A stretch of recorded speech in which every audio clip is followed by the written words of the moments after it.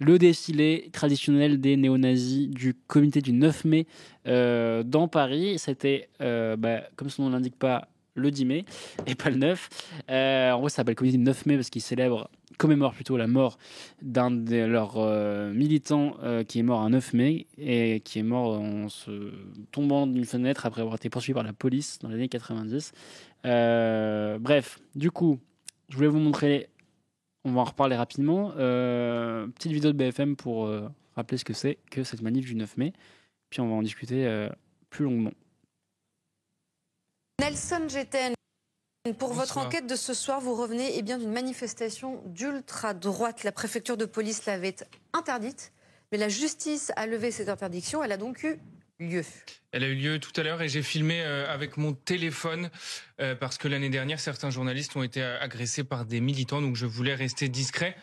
Il y a une séquence qui résume bien l'après-midi. Des militantes féministes ont voulu manifester leur désaccord en brandissant des pancartes le long du cortège de ces militants d'ultra-droite. Elles ont été repoussées par les forces de l'ordre pour que le défilé continue.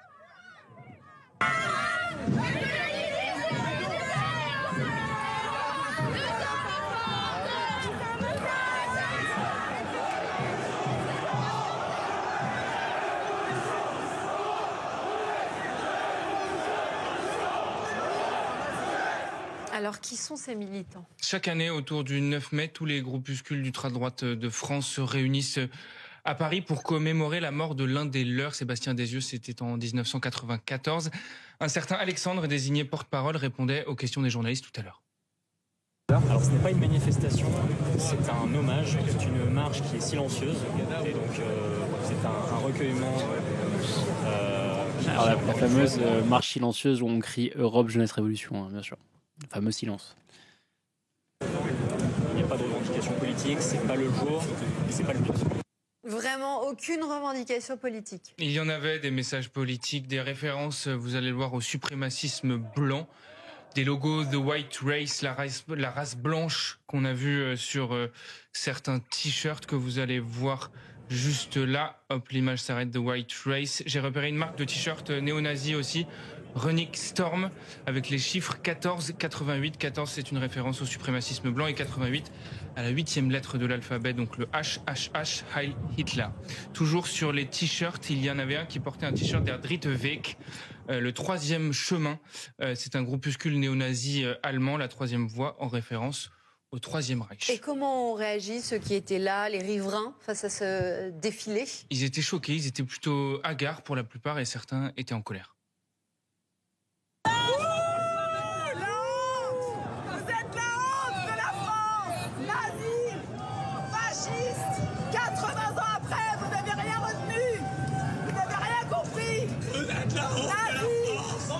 Elles ne sont pas beaucoup à être en colère non plus. Mais il y en a eu cas, plusieurs le long du cortège. Elles le disent. L'autre problème, c'est donc que la plupart des manifestants étaient masqués. Oui, et c'est interdit de cacher son visage en manifestation. Vous voyez un masque de Clermont non conforme en bas à droite de l'image. C'est un groupe néofasciste auvergnat.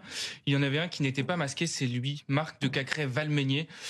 Plusieurs fois condamné, la dernière fois c'était il y a quelques mois, plusieurs fois condamné par la justice, la dernière fois c'était il y a quelques mois, pour des violences commises lors d'un meeting d'Éric Zemmour à Villepinte. Qu'est-ce que ça dit, Nelson, de la menace de l'ultra-droite en France ? Ils étaient 600 l'année dernière à cette manifestation, ils étaient plus de 1000 aujourd'hui, donc le nombre de militants augmente et parfois ils passent à l'action. Selon une enquête de Paul Conge du service police-justice de BFM TV, le 16 février dernier, des militants d'un groupuscule qui s'appelle les Hussards ont tabassé et poignardé à coups de tessons de bouteille un militant de la CGT à Paris. Les Hussards faisaient partie des organisateurs de la manifestation d'aujourd'hui. Voilà, plutôt un bon sujet de BFM. Alors je vois qu'il y a des discussions dans le chat sur pourquoi il dit ultra-droite et pas extrême-droite. Débat qui se pose vraiment. Pour le coup, on se le pose aussi à l'UMA, parce qu'on utilise aussi le terme d'ultra-droite. En fait, alors, ce que je veux dire va engager que moi. En fait, il y a un distinguo à faire quand même, et que font les chercheurs en sciences politiques, sur l'extrême-droite groupusculaire, on va dire, donc là les néo-nazis qui défilent, et l'extrême-droite institutionnelle. Quand bien même il y a des passerelles entre les deux. On n'est pas en train de dire que c'est totalement séparé. Donc l'ultra-droite voudrait représenter, l'ultra-droite ce serait ceux qu'on a vus là, les groupuscules, et l'extrême-droite ce serait le RN, Reconquête, enfin les députés, etc. Bon, ça vaut ce que ça vaut. On peut parler d'extrême droite radicale aussi. Je pense que le mot ultra-droite, on peut l'utiliser à condition que ça invisibilise pas le mot extrême droite. C'est-à-dire que si tu dis juste ultra-droite, tu dis plus jamais extrême droite, ce qui est le cas dans certains médias où on dit droite radicale pour le RN, où on dit droite dure des fois pour le RN. C'est le cas. Regardez CNews. CNews ne dira jamais extrême droite pour le RN. Si c'est ça, le mot ultra-droite, si ça a vocation à participer de la confusion et à invisibiliser le mot d'extrême droite, il ne faut pas l'utiliser. Si le distinguo est clair et que dans le même papier, on dit ultra-droite, extrême-droite radicale, on explique que l'ultra-droite, c'est l'extrême-droite radicale, etc. etc. Voilà, moi, j'ai pas de problème là-dessus pour faire ce distinguo-là et juste répondre, parce que tu vois qu'Arthur, dans le chat, nous dit non, mais justement, il y a des passerelles. Oui, je dis bien qu'il y a des passerelles, hein. Mais sinon, on peut dire groupuscule d'extrême-droite, effectivement, ça marche aussi. Mais voilà, c'est juste pour... moi, le mot ne me choque pas d'ultra-droite si il est circonstancié et qu'on explique bien pourquoi on l'utilise. J'ai pas trop de problème. Voilà. Par ailleurs, tu vois, on peut l'utiliser au RN, mais comme au RN, waouh, j'ai fait un lapsus complètement taré. On peut l'utiliser à l'UMA, pardon, mais ça ne nous empêche pas de parler du RN en disant l'extrême droite. Donc voilà, vous savez, il y aura aucun doute dans l'humanité que le RN est d'extrême droite, etc. Donc bon, mais le débat est tout à fait sain, et je vois que quelqu'un dans le chat me devance, puisque Tommy Fusion me dit allez lire l'enquête de Thomas Lemayeux. Figure-toi, j'allais y venir, puisque à la fin de la vidéo de BFM, il parle de fait que les hussards sont à l'origine qui était à l'organisation de la marche, était aussi incriminé dans cette affaire du 16 février. On en avait parlé à ce micro, souvenez-vous, de ce raid d'extrême droite contre une projection antifasciste dans un collectif kurde, où il y avait notamment un militant Antifa et CGT qui avait été poignardé. C'était le 16 février. Et donc, on a eu accès au dossier des pièces issues de l'enquête. Enfin, Thomas Lemayeux, donc le journaliste, a eu accès à ça, et il raconte dans ce papier, que je vous conseille effectivement, qui sont ces gens, et notamment les liens qu'ils ont avec le comité du 9 mai. Donc ça, c'est intéressant parce que finalement il y a cette face, ce côté défilé pacifique là, en mode non, on est juste là pour rendre hommage aux camarades. Alors évidemment, il y a plein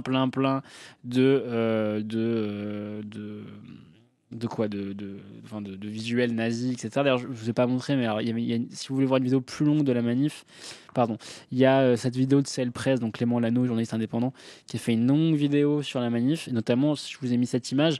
Voilà, ça c'était des tambours avec des flammes qui renvoient directement à l'esthétique des jeunesses hitlériennes, nazies, hein, vraiment purement nazies.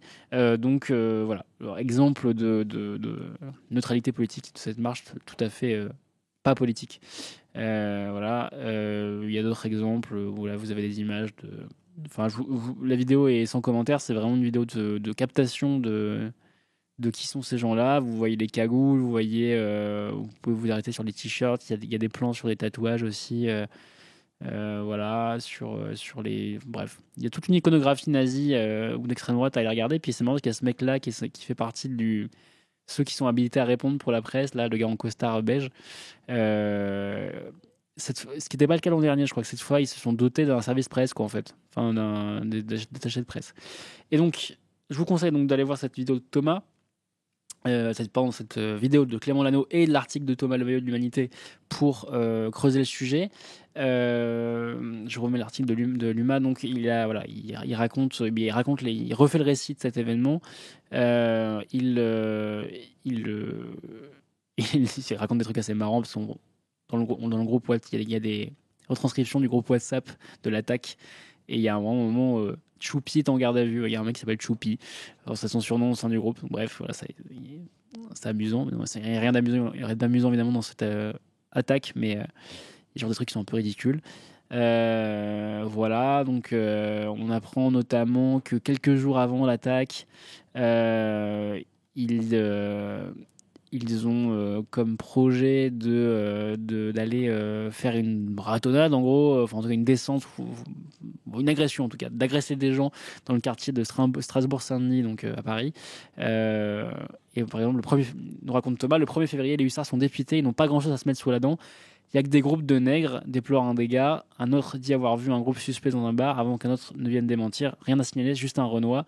Le chef ordonne quand même, chopez-le, voilà, pour se faire la main. Voilà ce qui sont ces gens-là. Ce sont des gens qui descendent dans la rue pour tabasser des gens qui ont l'air d'être pas blancs ou trop gauchistes. Voilà.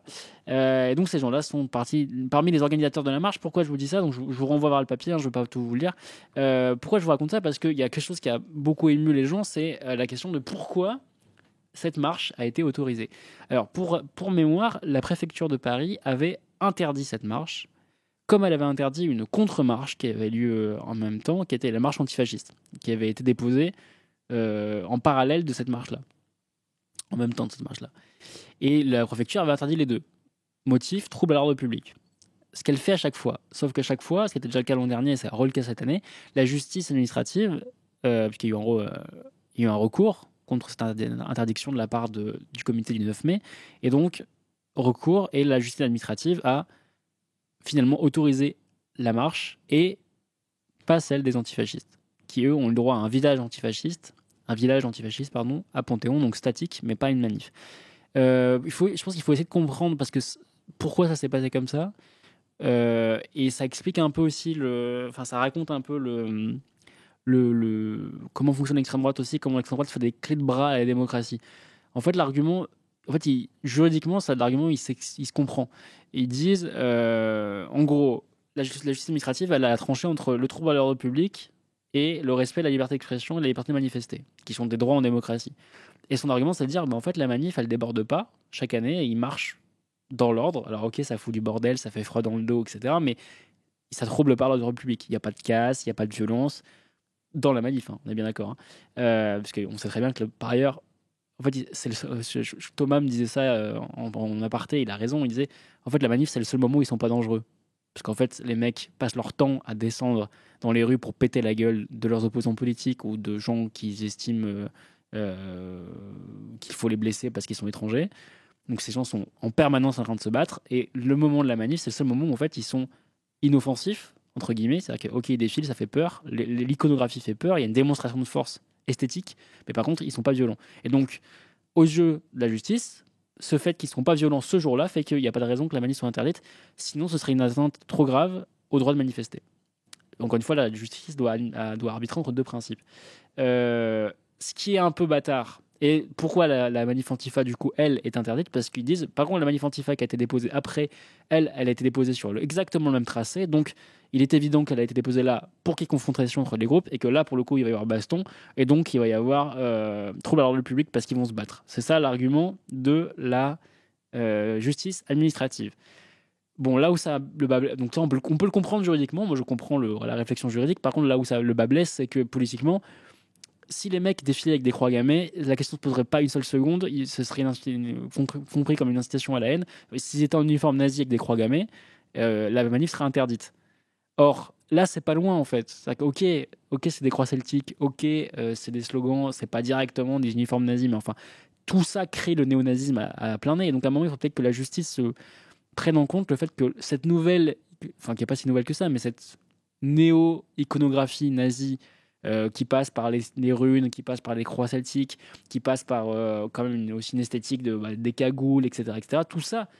En fait, ça devrait être ou les tambours qu'on a vus qui renvoient à des tambours des jeunesses hitlériennes, tout ça, ça devrait être pris en compte par la justice aussi comme du trouble à l'ordre public. Parce que encore une fois, s'ils défilaient avec des croix gammées, il n'y aurait pas une seule seconde une autorisation de la justice, puisque précisément on considérait que croix gammée, ça renvoie à l'apologie de crimes contre l'humanité, donc c'est mort.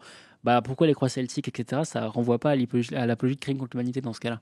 Alors qu'on sait très bien que c'est juste une façon de détourner d'avoir des croix gammées, quoi. Bref. Plus les tatouages, etc. Les tambours sont des jeunesses hitlériennes, effectivement, je l'ai dit tout à l'heure. Voilà. Bref. Je voulais vous dire ça parce qu'en fait, là, il y a clairement ce qu'on appelle un loophole. Il y a une faille dans la loi, une faille dans la façon dont la justice traite le truc. On peut comprendre l'argument de la justice de dire, ouais, les mecs, finalement, ils sont pas violents. Cette manif, elle cause pas de dommages à l'ordre public. Donc, elle est autorisée. Quand bien même on n'est pas d'accord avec ce qu'elle dit, par ailleurs, il y a des manifs. Parce que l'argument de dire oui, mais ça choque les passants, par exemple, c'est pas suffisant parce que une manif, il y a d'autres manifs qui peuvent choquer les passants. Tu vois. Peut-être qu'il y a des passants de droite qui sont choqués par les manifs des gilets jaunes ou les manifs de gauche ou les manifs antifa. Il y a peut-être des gens qui sont choqués par les manifs, qui ont été choqués par les manifs contre le pass sanitaire, par exemple, où il y avait les croix, des étoiles jaunes qui comparaient le pass sanitaire à l'étoile jaune. Bref, il y a en soi, le fait que des passants soient choqués par la manif, c'est pas un argument suffisant, sinon tu n'as plus aucune manif parce qu'il y a toujours un passant qui est choqué par une manifestation. Donc, à un moment, il faut qu'on arrive à trouver le terme juridique qui permette d'arrêter ces manifs-là. Mais on voit à quel point, précisément, l'extrême droite se délecte de jouer avec ces contradictions de la démocratie. Parce que la démocratie veut encadrer le droit permettre le droit de manifester, etc. Normalement, et la liberté d'expression, mais avec des limites. Et ces limites-là, évidemment, l'extrême droite adore tendre faire des prises de judo avec la démocratie. D'ailleurs, si vous regardez le reportage de Clément Lano, là, il y a plein de moments où à chaque fois qu'on les insulte, le préposé en costard qui a le droit de répondre à la presse, lui, dit ah mais c'est démocratique ça, de nous insulter, de nous interdire de manifester, enfin de dire qu'on n'a pas le droit de manifester. En fait, il renvoie les gens à dire c'est vous les censeurs, c'est vous les antidémocrates, alors qu'évidemment tous ces gens-là n'ont rien à branler de la démocratie, ce sont des fascistes, et ils sont tout à fait limpides dans leurs revendications fascistes par ailleurs, dans leurs écrits, etc. Là, je vous renvoie encore une fois à leur littérature, à ce que raconte Thomas, notamment le fait qu'ils ont chez eux des exemplaires de Mein Kampf, par exemple, pour certains. Bref, voilà. Je voulais vous mettre ça en tête parce que ça raconte beaucoup de choses de comment l'extrême droite arrive à faire des clés de bras à la démocratie. On pourrait en raconter plein d'autres, notamment vis-à-vis du RN, comment le RN a essayé de s'approprier la question de la liberté d'expression, etc., à d'autres degrés. Je rappelle la question dont on avait parlé quand on avait discuté de la séquence CNews et C8, de la fermeture de C8. Donc bref, voilà.